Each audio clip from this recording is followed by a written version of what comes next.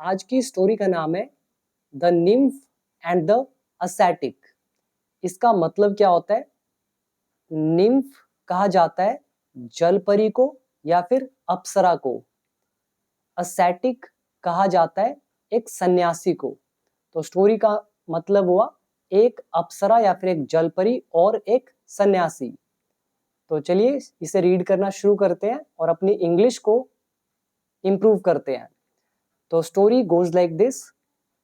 The Bodhisattva was born।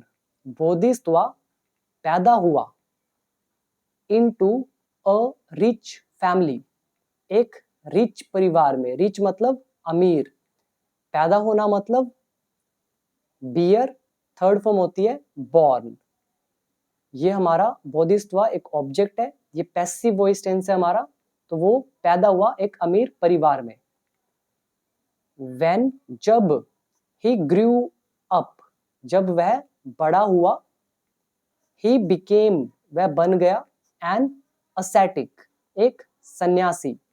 ascetic कहा जाता है सन्यासी को। सन्यासी के और भी मतलब होते हैं जैसे कि मंक, MON के मंक यानी कि भिक्षु, या फिर हर्मिट। हर्मिट भी बोलते हैं सन्यासी को। तो जब वह बड़ा हुआ तो वो एक सन्यासी बन गया। वन मॉर्निंग एक सुबह, when he was meditating जब वह ध्यान कर रहा था, near a river एक नदी के किनारे, a water nymph एक जल परी ने, saw him उसको देखा, and और fell in love और वो उसके प्रेम में पड़ गई। सी का सेकंड फॉर्म होता है सो। फॉल इन लव का मतलब होता है प्रेम में पड़ जाना। फॉल का सेकंड फॉर्म फेल। मेडिटेट का मतलब ध्यान करना। नियर का मतलब पास में। अ रिवर जब हम किसी चीज की पहली बार बात करते हैं तो अ का यूज करते हैं। तो एक सुबह जब वो ध्यान कर रहा था नदी के किनारे, तो एक वाटर निम्फ ने, एक जल परी ने उसको देखा और वो उसके प्रेम में पड़ गई। इसके बाद डबल इन्वर्टेड कोमास लगे हैं। ये किसने कहा?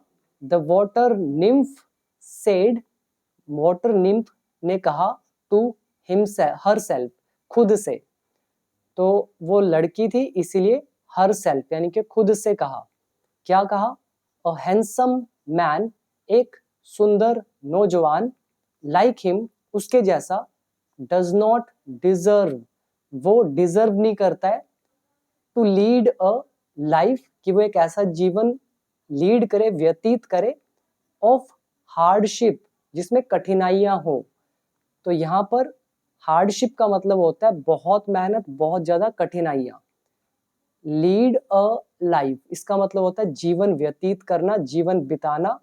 अगर हम लगा दें लीड अ हैप्पी लाइफ यानी कि खुश जीवन व्यतीत करना, लीड अ मिजरेबल लाइफ एक बहुत ही बुरा जीवन यानी कि दयनीय जीवन व्यतीत करना, लीड अ लग्जूरियस लाइफ एक बहुत ही शानदार जीवन व्यतीत करना, और डिजर्व मतलब किसी चीज के योग्य होना।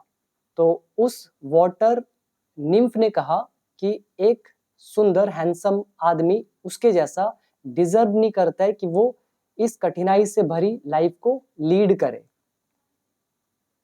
शी स्टार्टेड सिंगिंग उसने गाना शुरू कर दिया। स्टार्टेड वर्ब की सेकंड फॉर्म है। स्टार्ट के साथ जो भी वर्ब लगती है वहां पे हम आईएनजी लगाते हैं। तो उसने गाना शुरू कर दिया। अ ब्यूटीफुल सॉन्ग एक बहुत ही सुंदर गाना, होपिंग आशा करते हुए। होप मतलब होता है आशा करना और होपिंग मतलब कुछ करते हुए। तो उसने गाना शुरू कर दिया एक ब्यूटीफुल सॉन्ग आशा करते हुए। किस चीज की? टू अट्रैक्ट आकर्षित करने का। किसको? The Bodhisattvas attention. अटेंशन मतलब होता है ध्यान। तो बोधिसत्व का जो ध्यान है उसको अपनी तरफ अट्रैक्ट करने के लिए इस आशा में उसने गाना शुरू कर दिया। यहाँ पर अटेंशन मतलब ध्यान, होप मतलब होती है आशा, HOPE होप आशा, और अट्रैक्ट मतलब आकर्षित करना। बट लेकिन ही डिड नॉट रिस्पोंड, लेकिन उसने कोई भी प्रक्रिया नहीं दिखाई, यानी कि उसने कोई भी जवाब नहीं दिया। रिस्पोंड का मतलब होता है जवाब देना। दो वर्ड होते हैं, एक रिएक्ट करना, एक रिस्पोंड करना। रिएक्ट मतलब एक्शन पे रिएक्शन, एक ने गाली दी, दूसरे ने भी पलटकर गाली दी, दिस इज कॉल्ड रिएक्शन। लेकिन अगर समझदारी के साथ रिप्लाई किया जाए, एक ने गाली दी, दूसरा समझदार था, तो उसने गाली नहीं दी बदले में, बल्कि उसने रिस्पोंड किया, मतलब एक समझ के साथ, तो इसको कहा जाता है रिस्पोंड करना। लेकिन उसने क्या किया, रिस्पोंड नहीं किया, तो डिड नॉट, ये हमारा पास्ट इंडेफिनिट टेंस। सरप्राइज्ड यानी कि हैरान, तो वो परी हैरान थी, तो हैरान, nymph went up to him, तो वो हैरान होकर उसके पास गई। वेंट गो का second form, up to him मतलब उसके पास तक, वहां तक गई। एंड सेड, और कहा, क्या कहा, यहां से लेकर यहां तक। माय लॉर्ड यानी कि स्वामी, why don't you keep meditations, आप मेडिटेशंस को क्यों नहीं रखते हैं, फॉर योर ओल्ड एज, अपनी ओल्ड एज के लिए। तो कीप का मतलब होता है रखना, तो वो उसे मना कर रही है कि इस उम्र में मेडिटेशन ना करो, अपनी बुजुर्ग अवस्था में मेडिटेशन को करना। तो Y don't you keep meditations for your old as, आप अपनी ओल्ड एज के लिए मेडिटेशंस को क्यों नहीं रखते हैं। यू आर टू यंग, तुम बहुत ही जवान हो, फॉर सच हार्डशिप, इस कठिनाई के लिए। तो सच का मतलब ऐसा, और सच हार्डशिप, ऐसी कठिनाई। टू कब लगता है, जब कोई चीज बहुत ज्यादा हो, तो टू यंग मतलब बहुत ही ज्यादा जवान।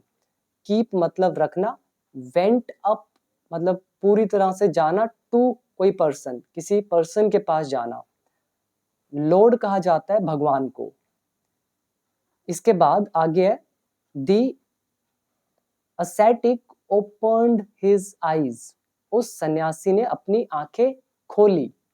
स्माइल्ड तो आंखें खोली, मुस्कुराया, एंड सेड और कहा, क्या कहा, my dear lady, I do not know, मुझे नहीं पता, whether I will live that long, कि क्या मैं इतने लंबे समय जीऊंगा।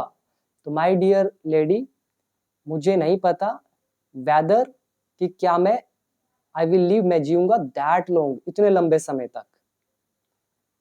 The nymph realised that, nymph को रियलाइज हुआ, द की she would never be able, वो समर्थ नहीं हो पाएगी, टू विन हिम, उसे जीतने में, एंड और वेंट बैक, और वो वापस चली गई, इनटू द वाटर, पानी में। तो यहां पर वुड का यूज हुआ, एबल का यूज हुआ। एबल का मतलब होता है समर्थ होना, लायक होना, योग्य होना। तो नेवर इज कभी नहीं, she would never be able, वो लायक कभी भी समर्थ नहीं हो पाएगी उसे जीतने में। तो ये निम्फ रियलाइज्ड, ये वर्ब की सेकंड फॉर्म। ये हमारा पास्ट प्लस वुड का लेसन, ये वेदर का लेसन। तो ये था हमारा आज का लेसन। तो इसका मॉरल क्या निकलता है, बहुत इंपॉर्टेंट है, distraction is the enemy, enemy मतलब दुश्मन। तो डिस्ट्रैक्शन जो है वो दुश्मन है ऑफ ग्रेटनेस का, महानता का। अगर आप कुछ महान चीज हासिल करना चाहते हैं और आपके पास बहुत ज्यादा डिस्ट्रैक्शन है, आप भटकाव है, तो आप कभी भी ग्रेटनेस को अचीव नहीं कर पाएंगे, right. So this is the moral. तो आपको इसका मॉरल और क्या लगता है, तो आप मुझे कमेंट सेक्शन में जरूर बताइएगा, और वीडियो कैसी लगी ये भी जरूर बताएं। और अगर आप में से कोई भी इंग्लिश सीखना चाहता है बिल्कुल step by step from basic to advanced level with more than 500 videos, तो आप मेरा कोर्स ज्वाइन कर सकते हैं। इसके लिए आप become English champion app download कर सकते हैं, नीचे डिस्क्रिप्शन बॉक्स में आपको लिंक मिल जाएगा, या फिर आप सीधा प्ले स्टोर से भी इसे डाउनलोड कर सकते हैं। So thank you so much, मिलते हैं अगली वीडियो में एक और इंटरेस्टिंग स्टोरी के साथ। और वीडियो कैसी लगी जरूर बताइएगा।